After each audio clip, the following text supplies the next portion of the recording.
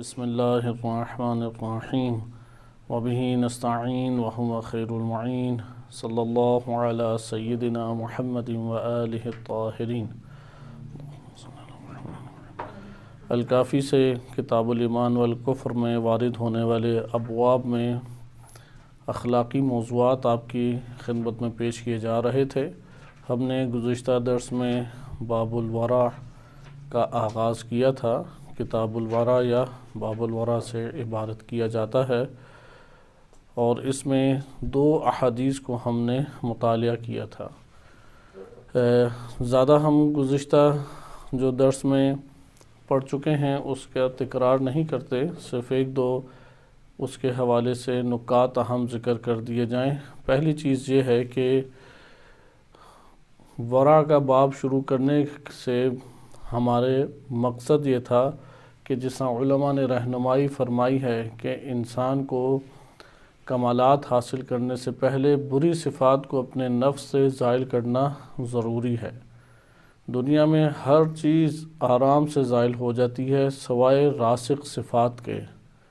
بالفاظ دیگر پہاڑ کو اپنی جگہ سے ہٹانا اور زائل کرنا آسان ہے، لیکن بری صفات کو اپنے نفس سے کاملاً ختم کرنا وہ مشکل ہے۔ اس کے لیے سال ہا سال محنت کرنے پڑتی ہے، جیسے معروف عارف اور معروف عالم دین محمد حسین کلی ہمدانی رحمۃ اللہ علیہ، جو استاذ العرفاء کہلاتے ہیں، اپنے شاگردوں کے درمیان تھے تو انہوں نے الحمدللہ اچانک کہا، تو شاگردوں نے ان سے دریافت کیا کہ کیا وجہ ہے الحمدللہ کہنے کی، تو انہوں نے عرض کی کہ میں پچھلے 23 سالوں سے حرص کے مرض سے لڑ رہا ہوں، جہاد نفسانی حرص اور لالچ سے 23 سال ہو گئے لڑ رہا ہوں، اور الحمدللہ آج میں اس کے اوپر فتح یاب اور کامل غالب آ گیا ہوں۔ لہذا نفس کا انسان کے وجود میں مسلسل ایک لڑائی جھگڑا چلتا رہتا ہے۔ اس لیے دو مرحلے انسان کے نفس میں ہیں، ایک تخلیہ ہے، ایک تحلیہ ہے۔ تحلیہ یعنی اچھی صفات سے آراستہ کیا جائے، جیسے شجاعت ہے، سخاوت ہے، صداقت ہے، اچھی کمال والی صفات ہیں، کیونکہ انسان کی قیمت اس کے حسب اور نسب سے نہیں ہے، اس کی زندگی کے بچپنے، جوانی، بڑھاپے، ان عمروں کے تناسب سے نہیں ہے۔ انسان کی کل قیمت اس کے اندر اعلیٰ پائی جانے والی صفات سے ہیں، لیکن یہ اعلیٰ صفات اس وقت انسان کو فائدہ دیتی ہیں جب بری صفات کو وہ زائل کرے۔ لہذا راسخ صفات کو زائل کرنا چونکہ زیادہ اہمیت رکھتا ہے، اس کے بعد اعلیٰ صفات سے آراستہ انسانی نفس ہو تو وہ اسے فائدہ دے گا۔ البتہ اس کا یہ مطلب نہیں ہے کہ اعلیٰ صفات کو حاصل ہی نہ کرے۔ زیادہ توجہ انسان کی بری صفات کے خاتمے کی طرف رہنی چاہیے، اور اس کے لیے سب سے سازگار عمر انسان کی ابتدائی جوانی ہے۔ آغاز جوانی میں انسان یہ کام کر سکتا ہے، کیونکہ انسان کا نفس پاکیزہ ہوتا ہے، گناہوں سے آلودہ نہیں ہے، اور ہمت طاقت اس کے وجود میں بھرپور پائی جاتی ہے، اور نفس نشوونما پانے کے مرحلے میں ہوتا ہے۔ اس لیے سب سے بہترین عمر انسان کے لیے وہ ابتدائی جوانی ہے، یعنی یہی 10 سال سے لے کے 25 سال کے درمیان کی ایک عمر، کہ یہ عمر سب سے بہترین عمر ہے نشوونما کے لیے۔ لہٰذا یہ جو معلومات ہم پڑھ رہے ہیں، ان معلومات کو ہمیں اختیار کرنا لازم ہے۔ جو اختیار نہیں کرے گا وہ اپنا خود نقصان ایک نو کرتا ہے۔ اس کے بارے میں قرآن کریم واضح طور پہ نظریہ بیان کرتا ہے، وَأَن لَيْسَ لِلْإِنسَانِ إِلَّا مَا سَعَىٰ۔ انسان نے جتنی کوشش اپنے نفس میں پانے کی ہے، بس اسے اتنا ہی ملے گا، وہ تو نہیں پائے گا۔ یہ مادی رزق کے بارے میں نہیں ہے، یہ معنوی رزق کے بارے میں ہے۔ باب الورع کی طرف آ جائیں۔ کلمہ ورع احادیث مبارکہ میں کثرت سے استعمال ہوتا ہے، اگرچہ قرآن کریم میں یہ لفظ اپنے اس ساخت کے اعتبار سے وارد نہیں ہوا، لیکن معنی کے اعتبار سے بعض آیات سے ظاہر یہ معنی ہوتا ہے۔ ورع کا معنی ہوتا ہے شدت و تحرج، شدت کے ساتھ اجتناب کرنا، ایک چیز کے ساتھ شدت سے اجتناب کرنا۔ ہمارے ہاں معتبر و صحیح سند احادیث میں وارد ہوا ہے کہ ائمہ علیہ السلام نے دو چیزوں سے ہم سے تقاضا کیا کہ دو چیزوں کے ذریعے سے ہماری مدد کرو۔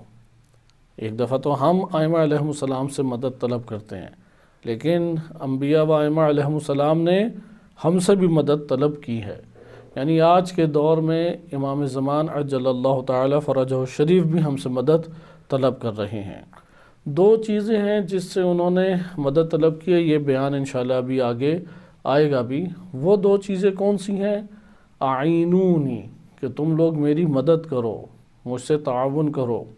عون سے ہے اعینونی، میری مدد کرو۔ وہ کون سی چیز ہے؟ اعینونی باجتہاد و ورع، اجتہاد یعنی سخت اللہ کی بارگاہ میں سخت کوشش کر کے، جہد کہتے ہیں کہ جتنی توان تھی وہ ساری خرچ کر دی اللہ کی دین کی نشر و اشاعت یا عبادت کے لیے، اللہ تعالیٰ کی عبادت کے لیے جتنی توان ہے اتنی خرچ کر کے وہ اللہ کی عبادت انجام دے۔ اس سے امام وقت حجت خدا کو مدد ملتی ہے۔ دوسرا کیا ہے؟ ورع، ورع کے ذریعے سے مدد ہوتی ہے۔ لہذا ورع کا کلمہ شیعہ سنی دونوں کتب میں کثرت سے احادیث مبارکہ کے درمیان آیا ہے کہ ورع کے ذریعے سے میری مدد کرو۔ ورع کیا ہے؟ ورع کا مطلب ہے کہ گناہوں سے اجتناب کرنا، حرام کاموں سے اجتناب کرنا۔ ورع بچنے کو، اجتناب کرنے کو کہتے ہیں۔ شدت الاجتناب یا شدت التحرج، یعنی شدت کے ساتھ ایک شے سے پرہیز کرنا، اجتناب کرنا، یہ ورع کہلاتا ہے۔ قرآن کریم نے کئی واقعات اس عنوان سے ذکر کیے ہیں، کیونکہ انسان کی زندگی کے جتنے پہلو ہیں ان سب پہلوؤں سے گناہ بھی ہو سکتا ہے۔ یعنی جتنی انسان کے شہوات اللہ تعالیٰ نے رکھی ہیں، دیکھنے کی شہوت، کان کی شہوت، سننے کی شہوت، بولنے کی شہوت، یعنی نفس جو اشتہا ایک رکھتا ہے، ان سب پہلوؤں سے گناہ ہو سکتا ہے۔ سوچوں سے، خیالوں سے گناہ ہو سکتا ہے، کیونکہ خیالات کے گناہ ایک ایسے سیاہ گناہ ہیں کہ انسان اس میں بہت جلد غفلت کا شکار ہو جاتا ہے، اور وہ انسان کو اندر سے مجرم بناتے چلے جاتے ہیں۔ انسان سمجھتا ہے کہ شاید کسی کو پتہ نہیں لگ رہا، تو شاید اللہ تعالیٰ کو بھی نعوذ باللہ پتہ نہیں لگ رہا، حالانکہ سب کو پتہ لگ رہا ہوتا ہے کہ ایک انسان وہ اپنے عمل سے پتہ لگ جاتا ہے اندر کیا سوچ رہا ہے۔ زیادہ سوچیں جو ہیں انسان کی وہ ادھر ادھر کی نہیں آ سکتی، چند موضوعات کے متعلق ہی ہیں، مثلا کھیل کود کے متعلق ہے، یا اس کی اپنی شہوات کے متعلق ہے، یا غفلتوں کی یعنی دوستوں کی اور تخریب کارانہ ہے، یا مثبت ہے۔ اب تخریب کارانہ کی بھی ایک بندے کی توان میں چند چیزیں ہی ہو سکتی ہیں۔ مثلا ایک بندہ پینسل سے یا بال پوائنٹ سے کوئی چیز بنا سکتا ہے، اس کی تخریب کاری بس اسی کے اوپر ہوگی۔ ایک بندہ کسی کو زبان سے کوئی برا بھلا کہہ سکتا ہے، اس کی تخریب کاری بھی اسی کے اعتبار سے ہوگی۔ لہذا اس کا دائرہ کار معین ہو جاتا ہے۔ ان سب پہلوؤں میں ورع ہے، سوچ میں ورع، خیال میں ورع، ہر کام کے اندر ورع کو اختیار کرے۔ یعنی کیا کہ محرمات سے بچے، حرام کاموں سے بچے۔ اگر انسان حرام کاموں سے بچے، اس سے جس ہستی کو سب سے پہلے مدد ملتی ہے وہ حجت الہی ہے، کیونکہ اس سے اللہ کی اطاعت جنم لیتی ہے، اس سے حجت الہی کی اطاعت جنم لیتی ہے، اس سے حق کے لشکر کو تقویت ملتی ہے، اس سے انسان کے وجود کا شمار حق کے لشکروں میں ہونے لگ جاتا ہے۔ اس لیے تشیع شیعہ ہونے کی علامت انشاءاللہ بھی احادیث آئیں گی، بیان کیا گیا کہ شیعہ وہ ہے جس کی تنہائیاں پاکیزہ ہوں۔ تنہائیاں بہت کم افراد کی پاکیزہ ہوتی ہیں، عموماً تنہائیوں میں انسان وہ تخریب کار ہوتا ہے، شیطان کے ساتھ اس کا تعلق قوی جڑ جاتا ہے۔ جس کی تنہائیاں پاکیزہ ہوں وہ ہمارا شیعہ، یعنی جو تنہائیوں میں اللہ کا ذکر کرے، اللہ کا خوف کھائے، اللہ سے گفتگو کرے، اللہ سے بات چیت کرے، یہ ہمارا شیعہ ہے۔ احادیث کی طرف ہم آتے ہیں، کیونکہ الکافی کی کچھ احادیث آپ کی خدمت میں پیش کی گئی تھیں، اور اس میں آپ نے یہ بھی ملاحظہ کیا تھا کہ اس کا معنی کیا بنتا ہے۔ ہم نہج البلاغہ سے کچھ احادیث کو مطالعہ کر رہے تھے، جہاں پہ ہمارا گزشتہ درس ختم ہوا تھا، کیونکہ یہ ایک تذکر تھا اس بارے میں کہ جس میں آپ نے ورع کے معنی کو اور اس کی اہمیت کو جانا کہ ورع یعنی اجتناب کرنا، کہ انشاءاللہ تعالیٰ ابھی ہم عرفاء کی نگاہ میں پڑھیں گے کہ ورع کے مراحل ہیں کہ اس سے کیا مراد ہے، لیکن اس کی لغتاً شدت و تحرج یا گناہوں سے اجتناب کرنا، اپنے ہاتھوں کو گناہ سے روک لینا، یہ ورع کہلاتا ہے۔ نہج بلاغہ میں حکمت نمبر 349 ہے۔ اس کا ہر کلمہ انتہائی اہمیت کا حامل ہے۔ انسان کی زندگی میں اگر اول علم کے طور پہ لے لے، عمل کے لیے اللہ کی بارگاہ میں دعا کرے، ان کلمات کے اوپر اللہ تعالیٰ انسان کو توفیق عنایت فرمائے گا کہ عمل کر سکے۔ اس لیے ان کلمات کو غور کریں۔ من نظر فی عیب نفسہ، جو اپنے آپ اپنی ذات کے عیوب کے اوپر نگاہ کرتا ہے، اپنے عیبوں پہ نگاہ رکھتا ہے، اشتغل عن عیب غیرہ، وہ دوسروں کے عیب سے رک جائے گا۔ یہ ورع ہے، کیونکہ انسان نگاہیں جو ڈالتا ہے، نگاہ پاکیزہ ہونی چاہیے۔ نگاہ کے اوپر گفتگو انشاءاللہ آئے گی، کیونکہ میں نے عرض کیا آپ کی خدمت میں کہ جتنے انسان کے اس دنیا کے اندر رابطے ہیں، ان سب سے گناہ ہو سکتا ہے، اور جس جس جہت سے گناہ ہو سکتا ہے اس جہت میں ورع مطلوب ہے۔ لہذا مثلا ایک شخص، اس کے پاس مال موجود ہے، یا وہ کام کاج کرتا ہے، یا وہ فارغ ٹائم گزارتا ہے، یعنی جتنی اس کے اندر قدرت ہے اتنے اس کے پاس گناہوں کے مواقع ہیں، اور جتنے گناہوں کے مواقع ہیں ان سب جگہوں پہ کیا مطلوب ہے؟ ورع۔ انہی میں سے ایک نگاہ ہے۔ انسان نامحرم کے اوپر نگاہ ڈال سکتا ہے، انسان غیر مناسب چیزوں پہ نگاہ ڈال سکتا ہے، انسان پاکیزہ چیزوں پہ بھی نگاہ ڈال سکتا ہے جن پہ نگاہ ڈالنا جائز ہے، جیسے قدرت الہی کا مشاہدہ ان آنکھوں سے کرتا ہے۔ انہی میں سے ایک ہے کہ جس نے دوسروں کے عیوب پہ نگاہ ڈالی ہوئی ہے، یعنی ایک شخص کی بالفرض آج کے دور میں یہ والے مسائل زیادہ ہیں، کیونکہ یہ تکرار سے عرض کیا ہے کہ ہمارے ہاں دنیا بھر میں کسی بھی علمی تعلیمی نظام میں اخلاق کا سبجیکٹ نہیں ہے، نہ یونیورسٹیز کالجز میں ہے، اور نہ مدارس دینیہ میں نصاب کا حصہ، سلیبس نہیں ہے۔ لہذا اخلاق کا ایک دن مقرر کر دیا جاتا ہے، اور حوزہ جات علمیہ میں مثلا بعض علماء ہیں جیسے آیت اللہ جوادی عاملی حفظہ اللہ تعالی، بروز جمعرات نماز ظہر سے پہلے طلاب کو ایک درس دیں گے، یا اس طرح سے بعض دیگر مدارس کے اندر ایک ایک دن قرار دیا ہوا ہے۔ اسے درس وعظ و نصیحت اگر ہم نام دیں تو وہ زیادہ بہتر ہے۔ اخلاقی تعلیم اور اخلاقی تربیت، چونکہ یہ انبیاء و ائمہ علیہم السلام کے بنیادی اہداف میں سے ہے، اور چونکہ یہ اب تعلیم میں ہے ہی نہیں نصاب کا حصہ، تو اس لیے یہ والا خلل بھی سب سے زیادہ نظر آتا ہے۔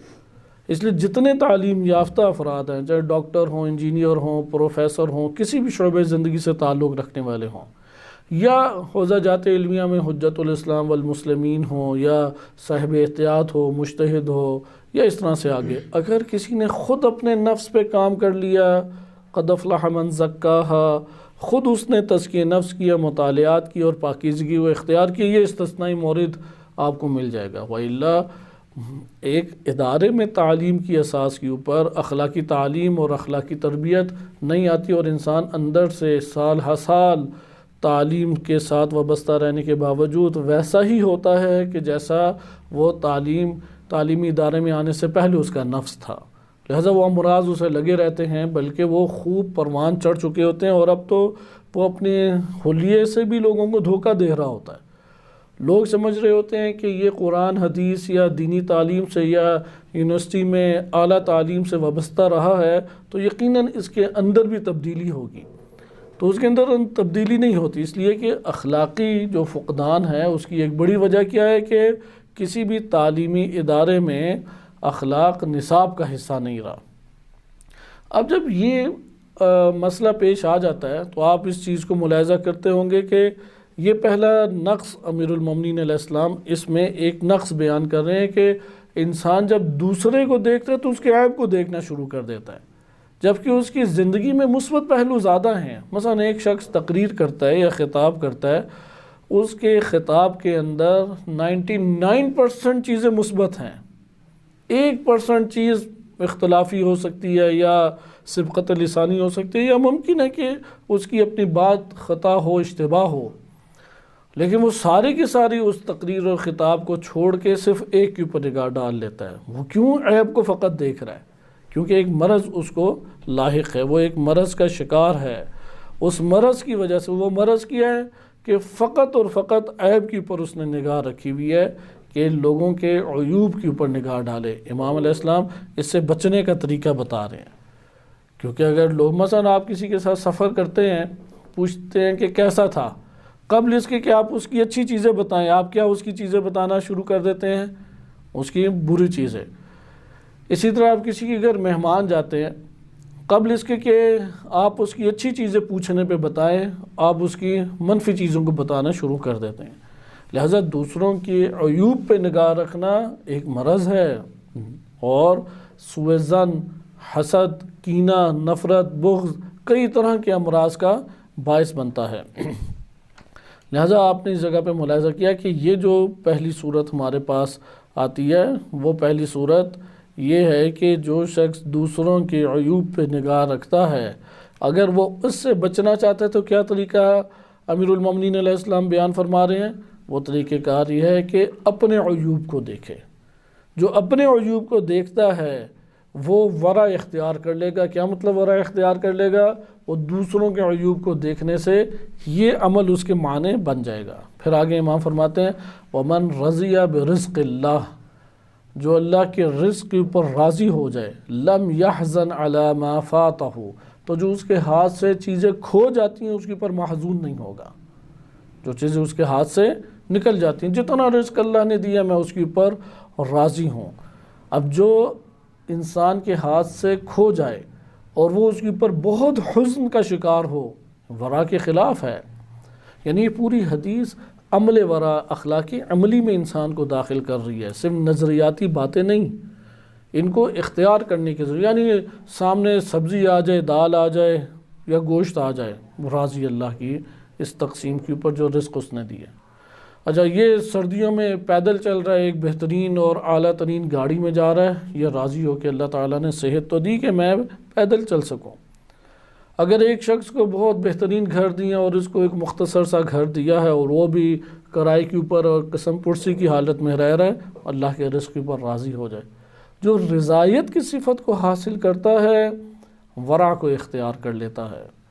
لہذا آپ نے اس جگہ ایک اور امام علیہ السلام کا زندگی بسر کرنے کا ایک اہم ترین سلیقہ سیکھا کہ جو رزق مل رہا ہے اس کے اوپر راضی ہو جاؤ۔ اگلا جملہ دیکھیں، وَمَنْ صَلَّ سَيْفَ الْبَغْيِ قُتِلَ بِهِ، جو بغاوت کرتے ہوئے اپنی تلوار کسی پہ کھینچ لیتا ہے وہ پھر اسی کے ذریعے سے قتل بھی ہوتا ہے۔ وَمَنْ كَابَدَ الْأُمُورَ عَتِبَ وَمَنْ اقْتَحَمَ اللُّجَجَ غَرِقَ، کہ اس کو آگے دیکھیں کہ وَمَنِ اقْتَحَمَ اللُّجَجَ غَرِقَ، کہ جو اشتباہات میں اپنے آپ کو ڈالتا ہے، شبہات کا شکار اپنے آپ کو کرتا ہے، وہ اس میں غرق ہو کے رہ جاتا ہے۔ یعنی موجیں شبہات کی اٹھ رہی ہیں اور وہ خود اس میں آہستہ آہستہ پڑتا ہے، کہتا ہے ٹھیک ہے دیکھی جائے گی کیا ہوتا ہے۔ جیسے بعض افراد بری محفل کا شکار ہو جانا، اس نے کہا میں نے کون سا گناہ کرنا ہے، دوست ہی ہیں بس ان میں جا کے میں بیٹھ جاتا ہوں، وہ ان کا شکار ہو جائے گا۔ اسی طریقے سے اور شبہات ہیں، شبہات سے اجتناب کرنے کا درس ہے، نہ کہ شبہات سے تعلق پیدا کر لے۔ جس چیز سے شبہ ہوگا اس سے اجتناب کریں۔ ورع کی جو عرفا نے تعریف کی ہے وہ یہی ہے کہ شبہات جس میں ہو اس سے بھی اجتناب کرے۔ وَمَنْ دَخَلَ مَدَاخِلَ السُّوءِ اتَّهِمَ، کہ جو شخص ایسی جگہ پر جاتا ہے کہ جو برائی کی جگہ ہے، جو خود برائی کی جگہ پر جائے اگرچہ برائی انجام نہیں دیتا اور اس کو اتہام لگے یعنی تہمت لگے تو اسے اپنے آپ کو قصوروار قرار دینا چاہیے۔ مثلا ایک شخص ایک محلہ ہے، برا محلہ ہے، ادھر جانے کی کوئی ضرورت نہیں تھی، اسے ویسے ہی گھومنے پھرنے کے لیے چلا گیا۔ اب لوگ اس کے اوپر تہمت لگا رہے ہیں تو وہ لوگوں پہ غصے نہ کرے، میں نے کون سا گناہ کیا ہے، میں نے کیا کب یہ کیا تھا، میں تو فقط گزرا ہی تھا۔ نہیں، اپنے آپ کو کیوں تم اس جگہ کے اوپر گئے۔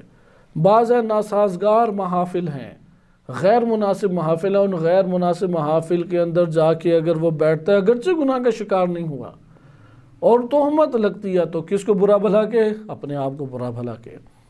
لہذا من دخل مداخل السوء، جو برائی کی جگہ کے اوپر داخل ہوتا ہے اتہما، وہ تہمت کا شکار ہوگا، اور تہمت کا شکار ہو تو اپنے آپ کو ہی وہ ملامت کرے۔ ورع کا طریقہ کار یہی ہے کہ سوء کے مقامات سے بچ جاؤ۔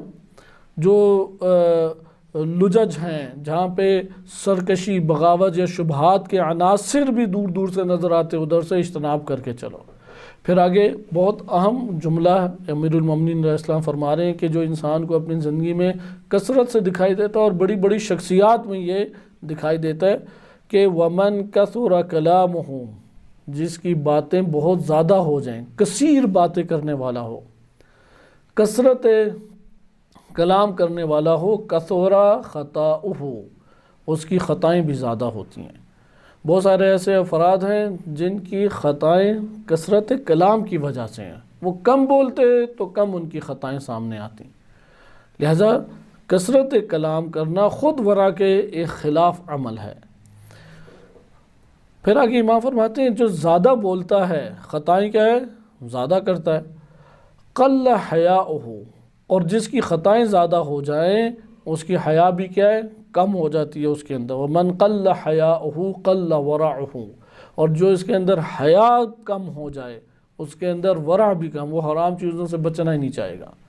ومن قل ورعہ مات قلبہ، اور جس کے اندر ورع قلیل ہو جائے، کم حرام چیزوں سے بچے، اس کا قلب مردہ ہو جاتا ہے۔ ومن مات قلبہ، اور جس کا قلب مر جائے، دخل النار، وہ دوزخ میں گرے گا۔ خود دوزخ بناتا ہے اپنے وجود کو، گرنے سے مراد یہ ہے کہ اللہ نے باہر سے کوئی آگ نہیں بھڑکائی، انسان نے خود بھڑکائی ہے، اسے اللہ تعالیٰ دوسرے مرحلے میں اپنی طرف نسبت دے دیتا ہے۔ اسی طریقے سے ہے کہ ومن نظر فی عیوب الناس یا عیوب غیرہ، جو لوگوں کے عیوب کے اوپر نگاہ کرے گا، فانکرها ثم رضی لنفسہ، لوگوں کے اندر وہ عیب ہو تو بڑا شور مچائے کہ دیکھو یہ تو ایسا ہے، ویسا ہے، ویسا ہے، اور جب اپنے اندر وہ عیب نظر آئے تو اس کے اوپر راضی ہو، صحیح ہے، اس کے اوپر کیا ہو؟ راضی بازی ہے، وہ کہے کہ ٹھیک ہے لوگوں میں خطائیں تو ہوتی ہیں۔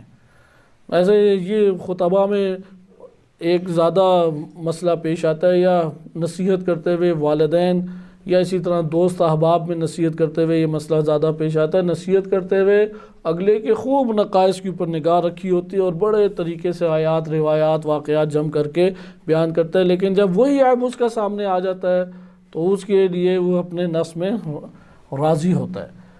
لیکن جو شخص یہ عمل انجام دے رہا ہے اسے امام کیا فرما رہے ہیں؟ یعنی دوسروں میں وہ عیب ہو تو وہ اس کا انکار کرتا ہے، یعنی منکر اسے سمجھتا ہے، قابل کراہت اسے سمجھتا ہے، قابل تنقید اسے سمجھتا ہے، لیکن جب وہی عیب اس کے اندر پایا جاتا ہے تو اپنے نفس کے ساتھ راضی ہوتا ہے۔ فَذَلِكَ الْأَحْمَقُ بِعَيْنِهِ، یہ احمق انسان ہے۔ احمق انسان وہ ہے کہ دوسروں کے عیب کے اوپر تو خوب بولتا ہے، وہی عیب جب اپنے اندر پایا جاتا ہے اب خاموش ہے، اب راضی ہے۔ پھر آگے امام فرماتے ہیں وَالْقَنَاعَةُ مَالٌ لَا يَنْفَدُ، قناعت وہ مال ہے کہ جو کبھی ختم نہیں ہوتا۔ وَمَنْ أَكْثَرَ مِنْ ذِكْرِ الْمَوْتِ، جو موت کا تذکرہ کثرت سے کرتا ہے، کثرت سے موت کا تذکرہ کرتا ہے، رضی من الدنیا بالیسیر، کم دنیا کے اوپر بھی راضی ہو جاتا ہے۔ وَمَنْ عَلِمَ أَنَّ كَلَامَهُ مِنْ عَمَلِهِ، جو شخص یہ جانتا ہے کہ اس کا کلام اس کا عمل بھی ہے، کیونکہ بولنا ایک عمل ہے یا نہیں، جس کو یہ معلوم ہو جاتا ہے اس کا بولنا ایک عمل ہے، قَلَّ كَلَامُهُ إِلَّا فِي مَا يَعْنِيهِ، تو پھر وہ خود ہی کم بولنا شروع کر دے گا، اور جو لا یعنی، جو غیر مقصود چیزیں ہیں ان میں وہ پڑھنے سے اجتناب کرے گا۔ یہ آپ نے دیکھا کہ یہ موارد چونکہ اس میں تھے اس لیے اس حدیث سے ہم نے شروع کیا، اگرچہ الکافی کی طرف ہم لوٹیں گے، لیکن کوشش ہے کہ جو ورع کو ہمارے سامنے زیادہ آشکار احادیث کر رہی ہیں، کیونکہ الکافی کی جتنی احادیث ہیں اس میں ورع کی اہمیت کو زیادہ بیان کیا گیا ہے، لیکن جیسے یہ آپ نے امیر المومنین علیہ السلام کا کلام ملاحظہ فرمایا، اس میں عملی طور پہ ورع سے بچنے، ورع کو اختیار کرنے اور حرام کاموں سے بچنے کی طرف نشاندہی کی گئی، اور ظریف نکات ہے، کیونکہ گناہ کبیرہ عموماً متدین افراد میں کوئی بھی نہیں عموماً انجام دے رہا ہوتا ہے، جو بڑے بڑے گناہ، یعنی شراب خوری کوئی بھی نہیں کر رہا، نعوذ باللہ زنا کو انجام کوئی نہیں دے رہا، یا اسی طریقے سے شرک اور کفر کوئی بھی نہیں کر رہا، جو عموماً انجام دیے جاتے ہیں وہ یہی ہیں، زبان سے گناہ انجام دے رہا ہے، نگاہوں سے گناہ انجام دے رہا ہے، تخیلات میں گناہ انجام دے رہا ہے۔ تو امام علیہ السلام نے اسی طرف کہ جو کثرت سے گناہوں کا باعث بنتے ہیں ان امور کی طرف امام علیہ السلام نے توجہ دلائی ہے، دوسروں کے عیب کے اوپر نگاہیں نہ گاڑو، اور اسی طریقے سے ایک عیب دوسرے کے پاس موجود ہے وہی تم میں بھی پایا جاتا ہے تو اپنے بارے میں چپ رہتے ہو، راضی رہتے ہو، اور دوسرے کے بارے میں خوب اس کے ساتھ نفرت کا اظہار کرتے ہو، ذالک الاحمق، یہ شخص کیا ہے؟ امام علیہ السلام فرماتے ہیں یہ احمق انسان ہے۔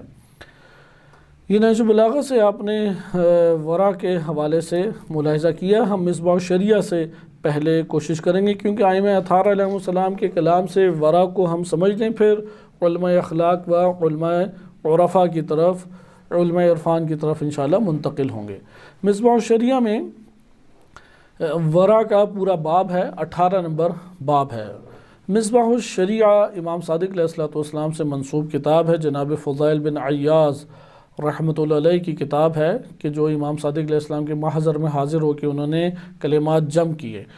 یہ کہ فضیل بن عیاض تصوف کی بہت بڑی شخصیت شمار ہوتی ہیں، اس لیے جو تصوف کے خلاف علماء فقہا محدثین گزرے ہیں انہوں نے اس کتاب کا بھی ایک نوع انکار کیا، لیکن اکثر علماء نے اس کی باتوں کو قبول کیا کیونکہ اس کی کتاب کے معانی میں ایسی کوئی چیز نہیں ہے، لیکن یہ معانی جس اسلوب میں بیان کیے گئے ہیں وہ اسلوب عرفا کا اسلوب ہے، اس کی اوپر بعض نے تنقید کی۔ محدث نوری رحمۃ اللہ علیہ نے پھر آ کے سب سے معتدل نظریہ پیش کیا اور بیان کیا خاتمۃ المستدرک میں کہ ایک تصوف کا مقصد ہے، تصوف کا جو مقصد ہے وہ وہی مقصد ہے کہ جو تمام انبیاء و ہادی جو اللہ تعالیٰ کی طرف سے آئے ہیں ان کا مقصد تھا، یعنی تزکیہ نفس کرنا، قرب الہی اختیار کرنا اور مراتب انسانی کو طے کرنا۔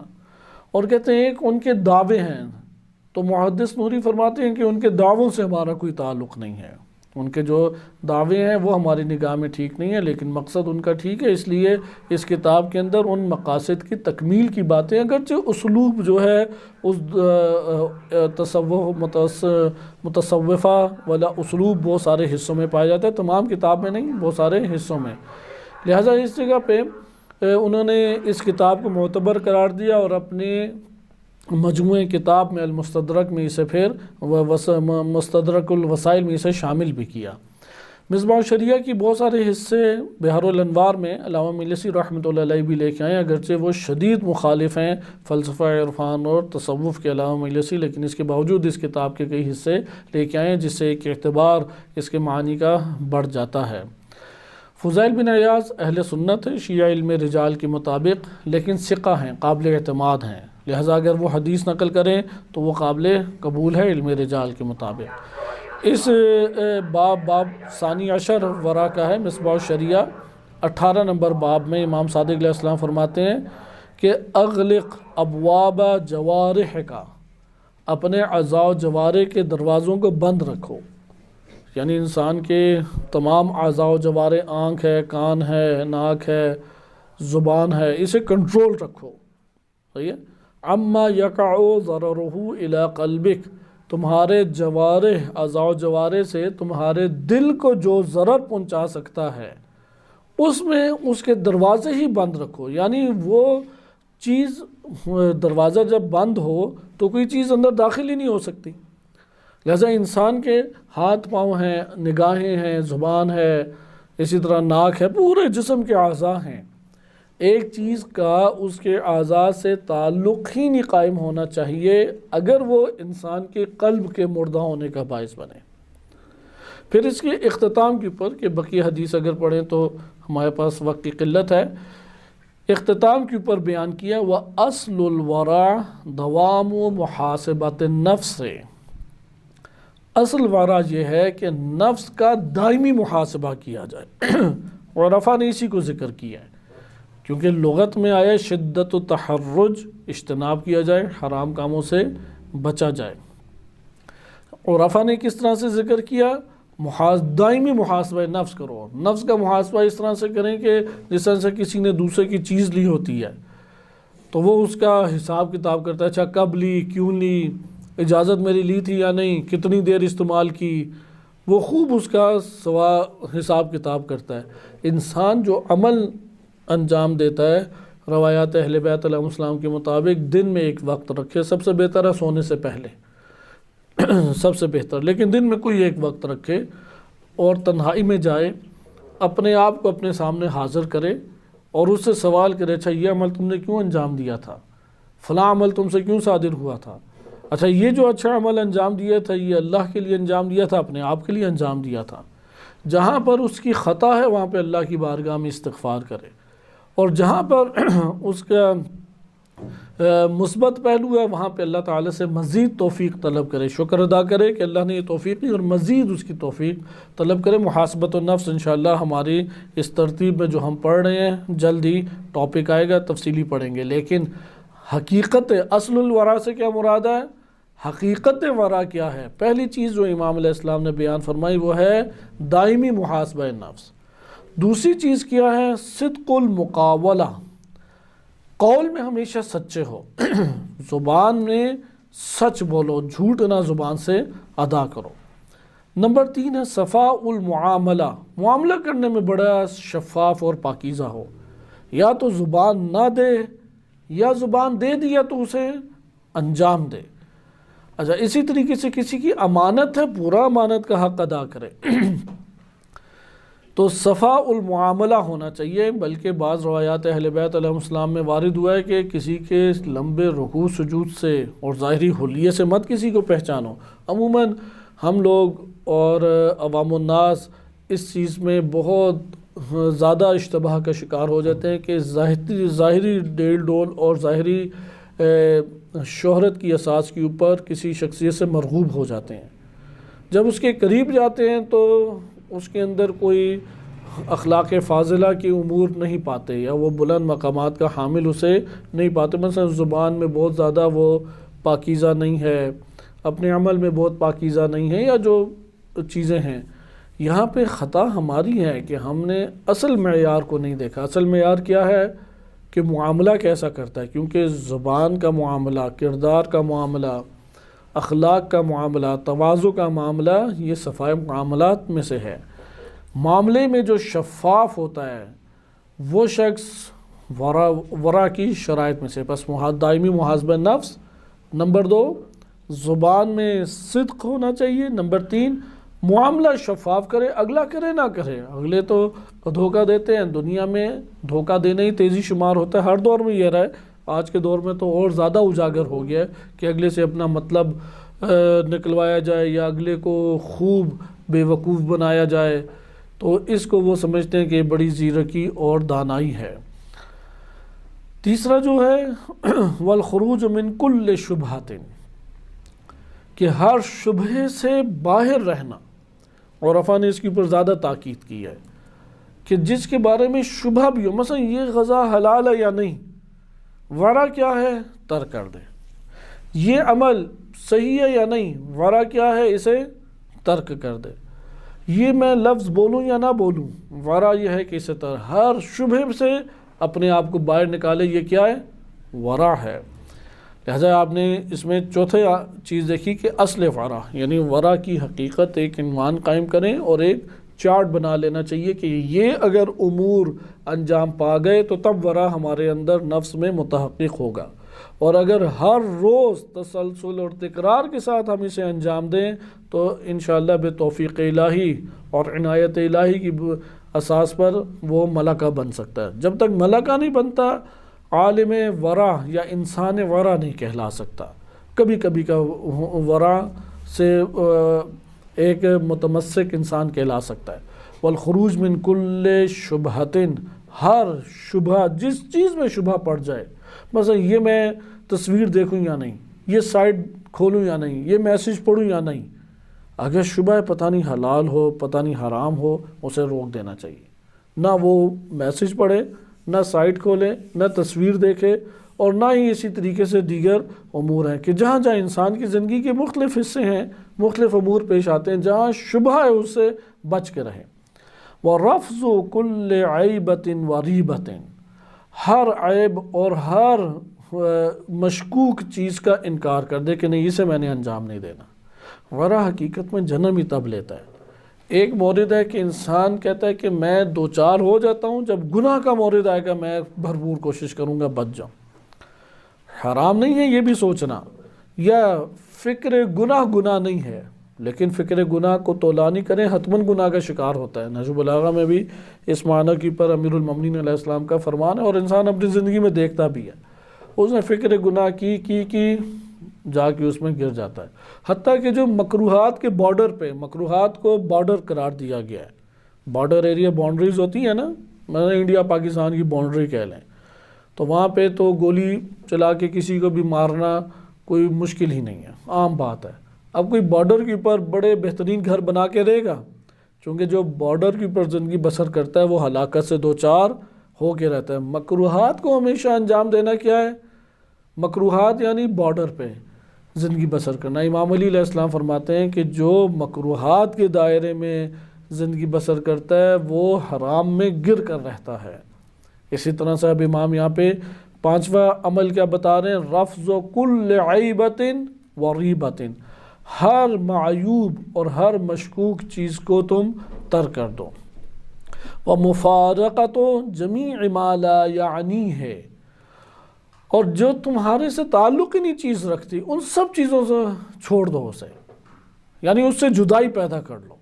مثلا تم سے اس کا ایک تعلق ہی نہیں ہے، مثلا فلاں کا موبائل ہے اور موبائل بھی کھلا ہوا ہے، اب اس کے اندر کیا ہے وہ مجھ سے تعلق ہی نہیں رکھتا ہے، تو کیوں میں اسے دیکھوں؟ فلاں کا گھر ہے، اس کے گھر کا اپنا ایک مثلا پرائیویسی ہے، کمرہ ہے، میں کیوں کمرے میں جھانک کے دیکھوں؟ کیوں الماری اس کی دیکھوں؟ کیوں میں اس کی جستجو میں پڑھوں؟ جو مجھ سے تعلق نہیں رکھتی مجھے اس کے پیچھے بھاگ دوڑ بھی نہیں کرنی، اس سے بالکل جدائی پیدا کر لوں۔ یا فلاں دو بندے باتیں کر رہے ہیں، دیکھوں کیا باتیں کر رہے ہیں، مجھ سے تعلق ہی نہیں ہے اس کا۔ جب مجھ سے تعلق نہیں ہے تو میں کیوں اس کی طرف آگے بڑھوں؟ لہذا ہر بندہ وہ اپنی امور زندگانی میں بعض چیزوں سے تعلق رکھتا ہے۔ ممکن ہے کہ بعض ایسی چیزیں ہیں کہ جو اس سے تعلق نہیں رکھتی اور حلال ہیں، ان سے تعلق قائم کرنا کوئی معیوب نہیں ہے، لیکن لا یعنی ہے، بے مقصد ہے۔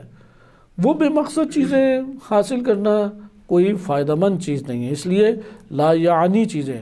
اب اس کے اندر گہرائی ہو سکتی ہے، کیونکہ انسان، ہم خود ایک عمل کی دنیا میں بہت بالا سطح کے اوپر نہیں ہے، اس لیے انسان خود باتیں کرتے ہوئے بھی اس جگہ پہ ایک قسم کا گھبراتا ہے۔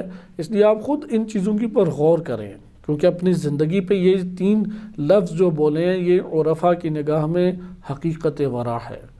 محاسبہ نفس دائمی تو ایک بنیادی اصولوں میں سے ہے۔ اسی طریقے سے صدق مقابلہ جو ہے، یعنی قول میں سچا ہونا، صفائے معاملے میں پاکیزہ اور محکم اور سچا ہونا، پورا اترنا ہر صورت میں، یہ اپنی جگہ پہ ساری چیزیں ورع سے تعلق رکھتی ہے، کیونکہ ان کا مد مقابل حرام ہے اور حرام سے بچنا ورع ہے۔ لیکن یہ جو اصول ذکر کیے گئے ہیں کہ خروج من کل شبہۃ ورفض کل عیبۃ وریبۃ ومفارقۃ جمیع ما لا یعنی ہے، جو نہیں تعلق مجھ سے رکھتی اس سے میں جدائی پیدا کر لوں۔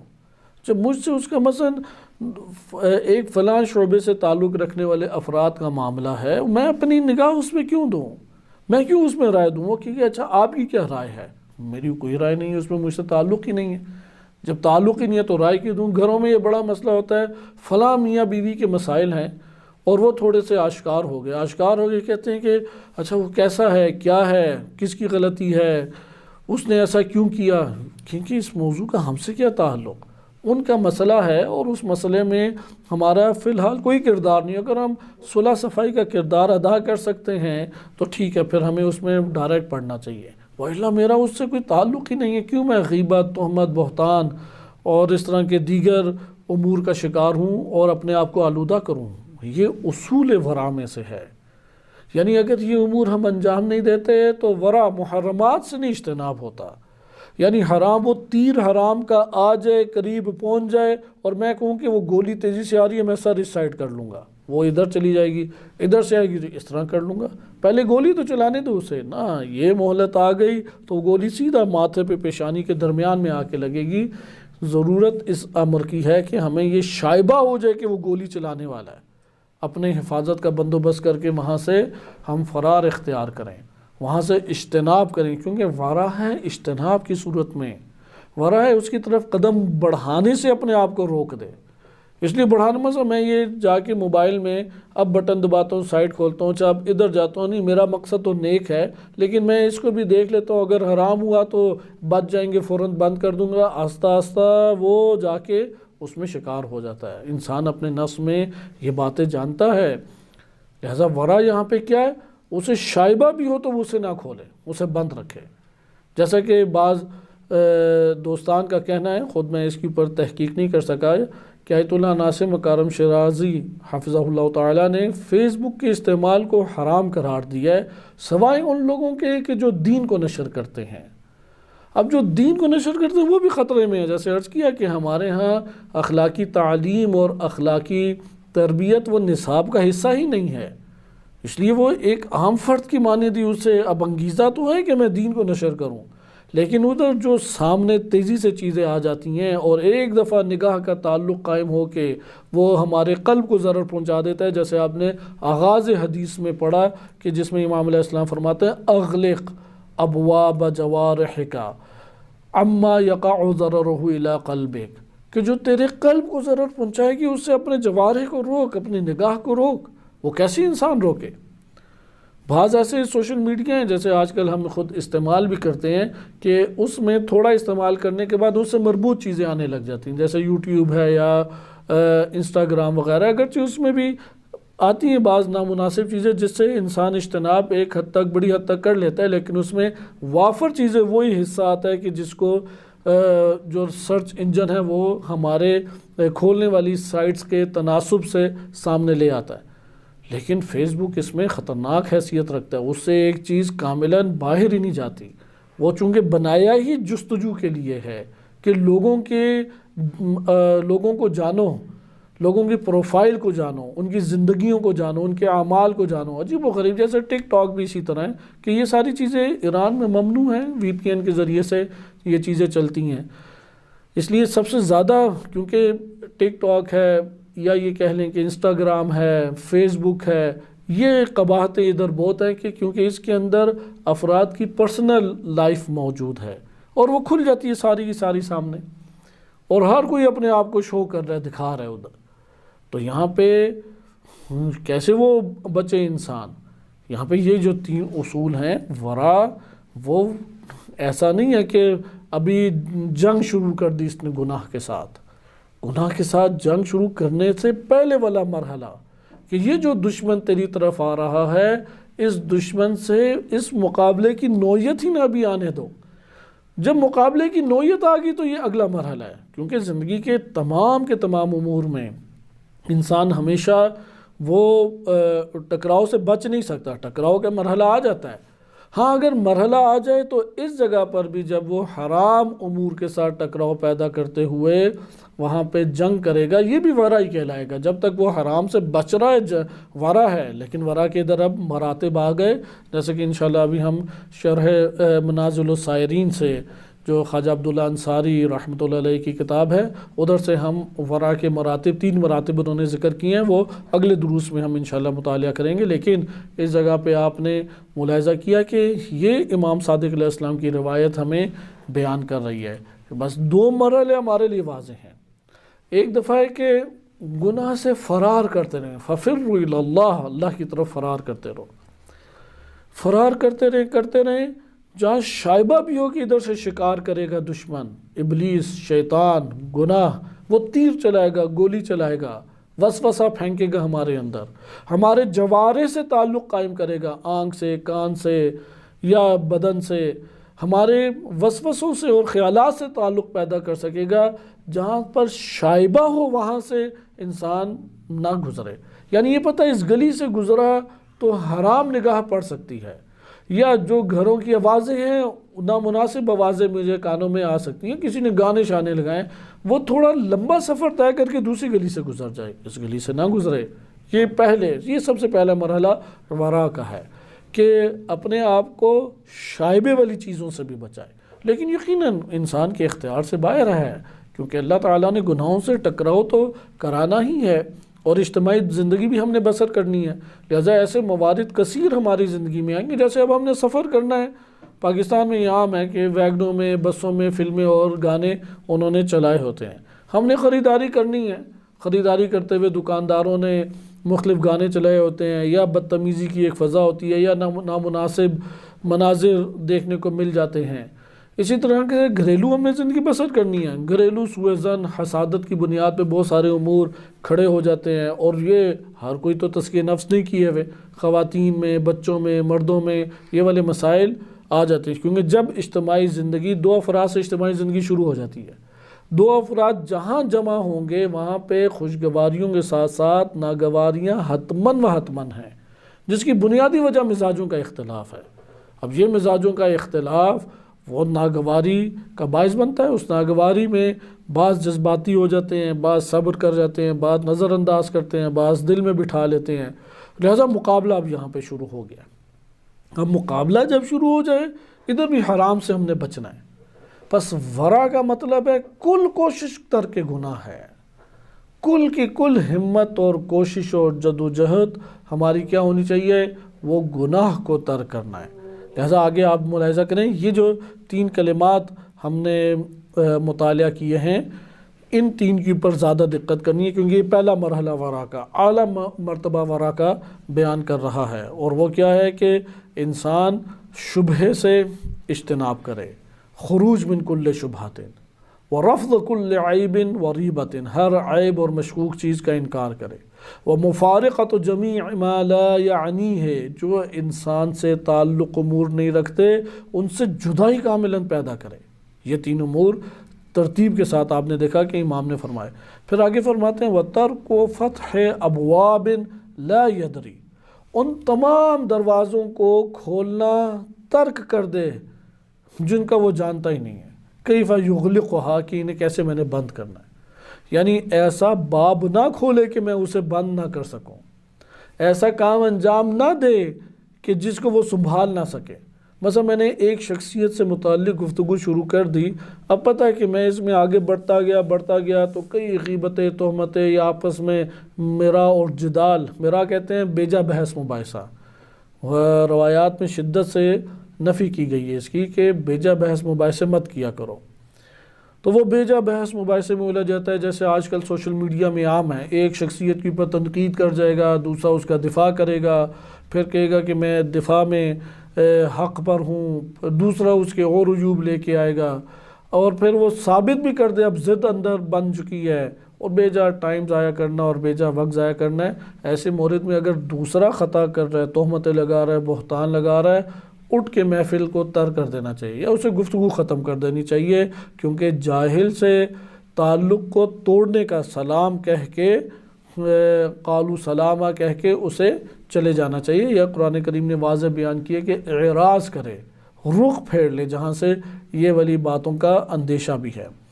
لہذا ترک فتح ابواب لا یدری کیف یغلقھا، ایسے دروازے بحث مباحثے کے، کام کے، یا کسی اور نوعیت کے مت کھولے جنہیں وہ بند نہیں کر سکتا۔ پھر آگے فرماتے ہیں وَلَا يُجَالِسُ مَن يُشْكِلُ عَلَيْهِ الْوَاضِحِ، جو واضح چیزوں کو مشکل انسان پر بنا کے پیش کرے مت اس کی محفل میں بیٹھے۔ یعنی یہ ایک ایسا فرد کہ جو واضح اور آشکار دینی تعلیمات کو بھی وہ عجیب و غریب بگاڑ کے پیش کرتے، مثلا پتہ ہے کہ یہ چیز جو ہے وہ حرام ہے، غیبت کر رہا ہے، وہ کہے گا میں منافقت تو نہیں دکھاتا نا، جو اندر ہے وہی باہر میں ظاہر کر رہا ہوں۔ اسے کہ جو تم اندر اپنے گند بلا رکھتے ہو اس گند بلا کو باہر ظاہر کر رہے ہو۔ یہ کس نے کہا ہے کہ تم اگر اندر سوء ظن رکھتے ہو، کسی سے نفرت کرتے ہو، تو ایمان اور مومن ہونے کا تقاضا یہ کہ اسے زبان پر لے آؤ۔ نفاق تب ہے کہ جب اندر کفر اس نے ڈالا ہو اور ظاہر اسلام کر رہا ہو، اس کا برعکس نہیں ہے۔ اگر اندر اسلام ہے اور وہ زبان سے کفر انجام دینا چاہتا ہے تو یہاں پہ زبان اسے بند کر لینی چاہیے، یا اندر اگر اس کے کفر ہے اور وہ کفر کو عیاں کرنا چاہتا ہے اسے زبان بند کر لینی چاہیے۔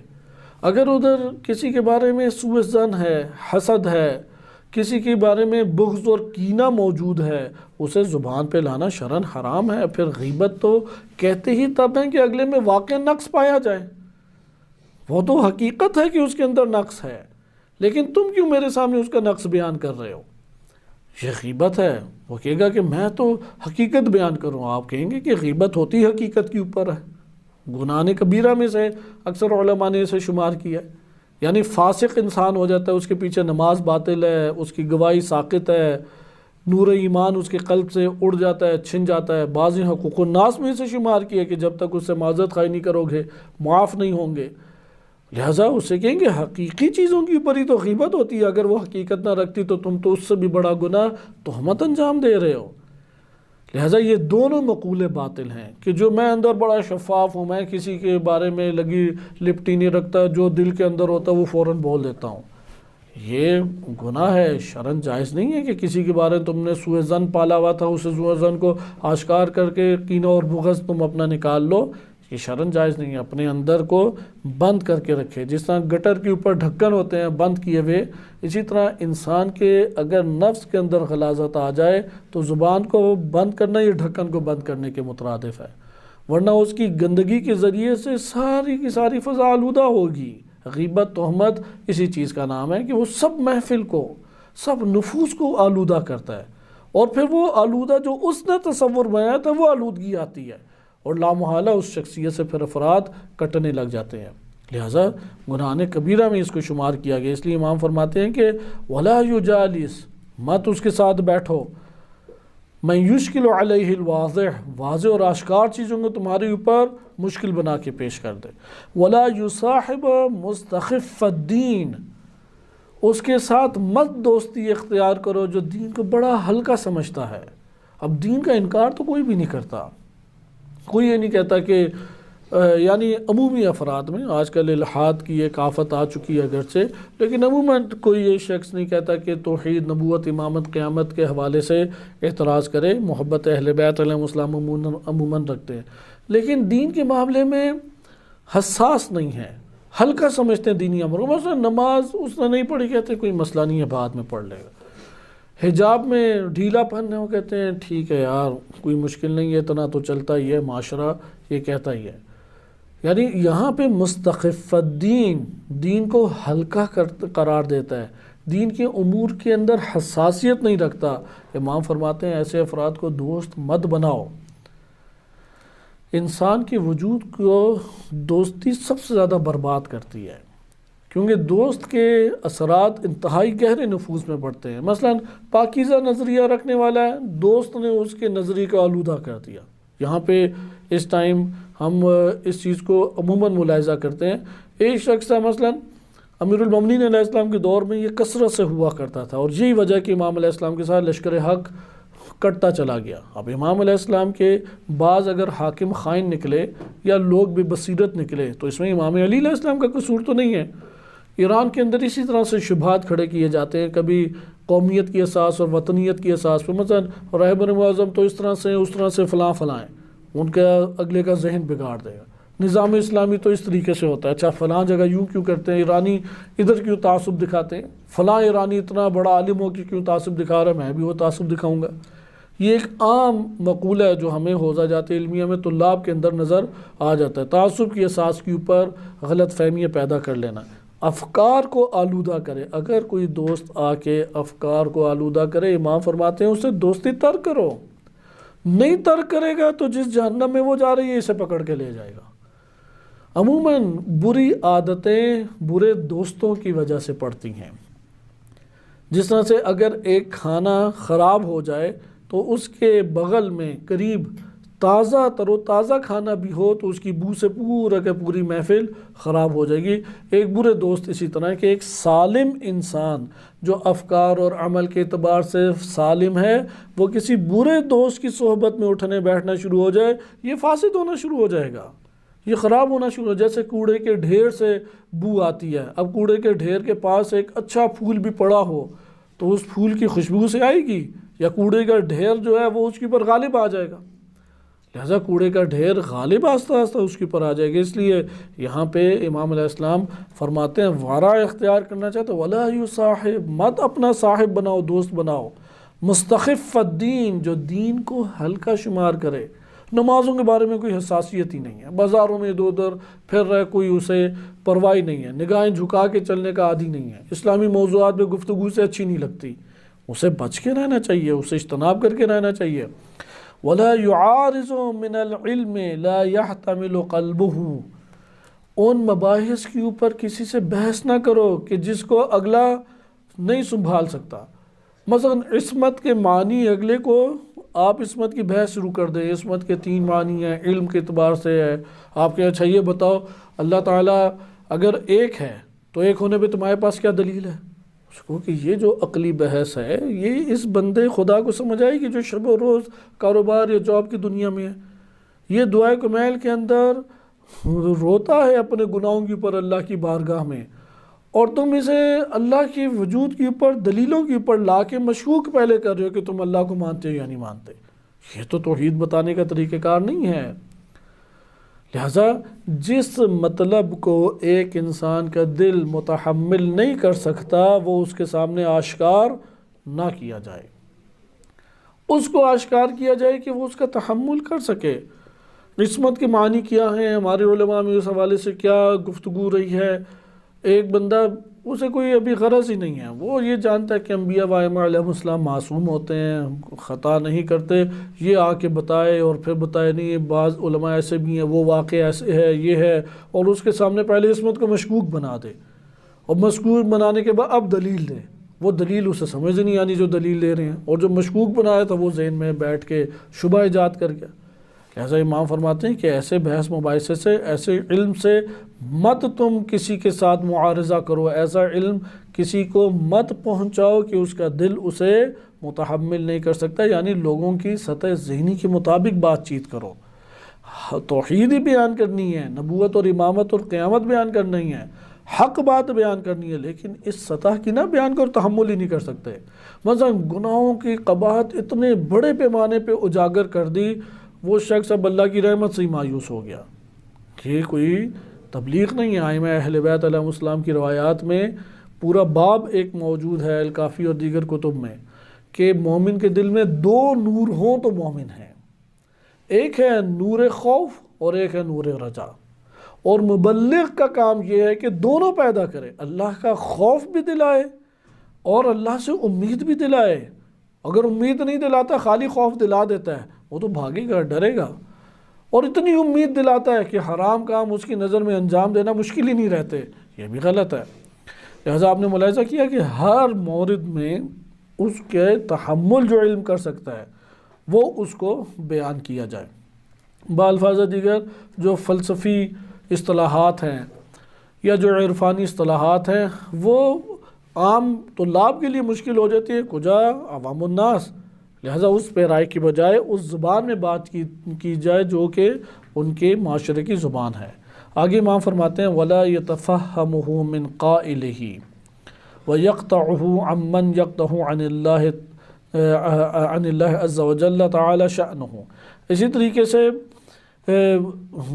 جو انسان فہم کے اعتبار سے بھی یہی ضابطہ ہے کہ فہم اس چیز کا دے جس کو وہ لے سکے، جس کو اختیار کر سکے۔ پھر آخر میں اس کے اوپر حدیث ختم ہوتی ہے کہ امام فرماتے ہیں کہ اللہ عز و جل تعالی شأنہ نے جن جن امور جو اللہ سے تعلق نہیں رکھتے تم بھی اس سے تعلق توڑ دو، یعنی ہر وہ چیز جس کا اللہ تعالیٰ کی ذات اور اس کی قربت اور اس کی اطاعت اور اس کی رضایت ان چیزوں سے تعلق نہیں ہے، تمہارا تعلق بھی اس سے ٹوٹ جانا چاہیے۔ یہ حقیقت ورع ہے۔ ہم الکافی سے بھی 1-2 احادیث پڑھ کے اس کے اوپر اختتام پذیر اس موضوع کو کرتے ہیں کہ اس میں آپ نے ملاحظہ کیا کہ ورع کی کیا قیمت اور حیثیت ہے، اور امام علیہ الصلوۃ والسلام کی بلکہ ایک روایت الکافی میں ہی باب الطاعہ و تقویٰ میں وارد ہوئی ہے کہ معتبر احادیث میں سے یہ روایت، میں صرف اس کا آخری حصہ آپ کی خدمت میں پڑھتا ہوں کیونکہ اس کے آغاز کا حصہ یہی ہے کہ امام فرماتے ہیں یا جابر ایکتفی من انتحل التشیع ان یقول بحبنا اہل البیت، کہ کیا شیعت سے اتنا منسوب ہو کہ کہنا کہ ہم اہل بیت سے محبت رکھتے ہیں اتنا کافی ہے؟ پھر امام فرماتے ہیں ایسا ہرگز نہیں۔ اس روایت کے اختتام پہ فرماتے ہیں وَمَا تَنَالُ وِلَایَتُنَا إِلَّا بِالْعَمَلِ وَالْوَرَعِ، عمل اور ورع کے بغیر کوئی ہمارے ساتھ ولایت کا تعلق اس شخص کا نہیں جوڑتا۔ 2 حدیثیں ہم پڑھ چکے تھے تیسری حدیث جو ہے اس کی طرف آتے ہیں، چونکہ آپ اصل ورع کو جان چکے ہیں۔ اگلے درس میں تیزی سے اس کا خلاصہ آپ کی خدمت میں ذکر کروں گا، چونکہ 1-2 منٹ جو ہمارے پاس رہ گئے اس میں الکافی سے بھی ہم پڑھ لیں، اور حقیقت ورع آج ہمارے لیے آشکار ہوگی کہ امام معصوم علیہ الصلوۃ والسلام نے کس طریقے سے بیان کیے ہیں کہ حقیقت ورع مثلا دائمی محاسبہ ہے، زبان میں سچ بولنا ہے، معاملے میں شفاف ہونا ہے، شبہ سے رک جانا ہے، ہر مشکوک اور معیوب چیز جس کا خطرہ ہے اس کا انکار کرے، جو ہم سے تعلق نہیں امر رکھتا اس سے مکمل طور پہ جدائی پیدا کر لے۔ پھر آگے امام علیہ الصلوۃ والسلام نے بیان فرمایا وہ دروازے مت کھولو جسے تم بند نہیں کر سکتے، ایسے شخص کے ساتھ مت بیٹھو کہ جو دین کو ہلکا سمجھتا ہے، دین کو یعنی نمازیں پڑھتا ہے لیکن وقت کے اوپر ہی نہیں نمازیں پڑھ رہا، حساس ہی نہیں ہے نماز پہ، اس لیے اس کے ساتھ تمہارا دوستی بہت قریبی نہیں ہونی چاہیے۔ یہ نہیں ہے کہ اس سے تعلق اور معاشرتی تر کر دو، نہیں، تعلق تو اپنا قائم رکھے گا لیکن گہرا دوست بہت قریبی وہ نہیں، ہمیشہ کہ تمہارا ساتھی نہیں ہونا چاہیے یعنی۔ پھر اسی طریقے سے امام علیہ الصلوۃ والسلام نے آگے فرمایا کہ بیجا بحث مباحثے مت کرو، بیجا ان مباحث جو تم سے تعلق ہی نہیں رکھتی اور نہ تمہارے لیے قابل تحمل ہیں ان میں جا کے مت پڑھو۔ جو اللہ تعالیٰ سے امور تعلق نہیں رکھتے یعنی اس کی رضا سے، اس کے اطاعت سے، اس کے محبت سے، تو ان تمام تعلقات کو توڑ دو، ادھر سے ورع جنم لیتا ہے۔ اگر یہ نہیں ہم انجام دیں گے پھر خواب و خیالوں کے ورع ہیں سارے کے سارے۔ تو اس میں آپ اس روایت کو ملاحظہ کریں، حدیث نمبر 3 ہے کہ اس میں یزید بن خلیفہ کہتے ہیں کہ وعظنا ابو عبداللہ، امام صادق علیہ السلام نے ہمیں وعظ و نصیحت فرمائی، فَأَمَرَ وَزَّهَّدَ، ہمیں حکم دیا اور زہد کی ترغیب دلائی، ثُمَّ قَالَ، اور پھر یہ امور انجام دے، یہ تمام مطالب بیان کرنے کے بعد امام صادق علیہ السلام فرماتے ہیں علیکم بالورع، تم لوگوں پر واجب ہے کہ ورع کو اختیار کرو، واجب یعنی وہی حرام کاموں کا جہاں ڈر ہے اس جگہ سے ہی تم بچ کے رہو، اس گلی سے نہ گزرو جہاں پہ گناہ کا شکار ہو سکتے ہو، اور اگر سامنا بھی ہو جائے تو ہدف یہ رکھو کہ گناہ کو میں نے ترک کرنا ہے، گناہ مجھ سے انجام نہ پائے۔ علیکم بالورع، ورع انجام دینا تمہارے پر واجب ہے، فَإِنَّهُ لَا يُنَالُ مَا عِنْدَ اللَّهِ إِلَّا بِالْوَرَعِ، جو کچھ اللہ کے پاس موجود ہے اس کو انسان نہیں پا سکتا جب تک ورع اختیار نہ کرے۔ اہل سیر و سلوک و اہل عرفان یہ بار بار بیان کرتے ہیں جو انسان گناہوں سے تعلق نہیں تر کرتا، وہ جتنے عظیم ثواب والے عمل انجام دیتا چلا جائے وہ کسی مقام کے اوپر فائز نہیں ہو سکتا، وہ مقام انسانیت کی کسی بلندیوں کے اوپر فائز نہیں ہو سکتا، کیونکہ تمام بڑے بڑے اعمال کی انجام دہی سے پہلے جو اہم ترین عمل ہے وہ ہے کہ انسان گناہ کو ترک کرے۔ بالکل اسی طرح انسان پوری رات نمازیں پڑھتا رہے اور بڑے خوشی و خضوع سے روتے ہوئے نمازیں پڑھتا رہے، لیکن اس کے جسم کے اوپر یا اس کے لباس کے اوپر ایک قطرہ نجاست کا لگا ہوا ہے، خون کا یا اس کے بول و براز کا ایک قطرہ لگا ہوا ہے، ایک چھوٹا سا قطرہ، اس کی کیا نمازیں ہو جائیں گی؟ طہارت حاصل نہیں ہوئی تو نمازیں بھی نہیں ہوئیں۔ لہذا ثوابوں کے ڈھیر لگانے سے پہلے وہ اپنے آپ کو پاک کرنا لازم ہے، کہ انشاءاللہ اگلے درس میں آئے گا وَثِيَابَكَ فَطَهِّرْ، سورہ مدثر میں وارد ہوا ہے۔ اس آیت کریمہ سے عرفاء نے استنباط کیا ہے کہ یہ ورع کی اوپر دلالت کرتی ہے، وَثِيَابَكَ فَطَهِّرْ، اپنے کپڑوں کو آپ پاک اور پاکیزہ کریں۔ لہذا یہ انسان کے لیے ضروری ہے۔ انشاءاللہ تعالی اگلے درس میں آپ کی خدمت میں حاضر ہوں گے۔ صلی اللہ علیہ سیدنا محمد وآلہ الطاہرین۔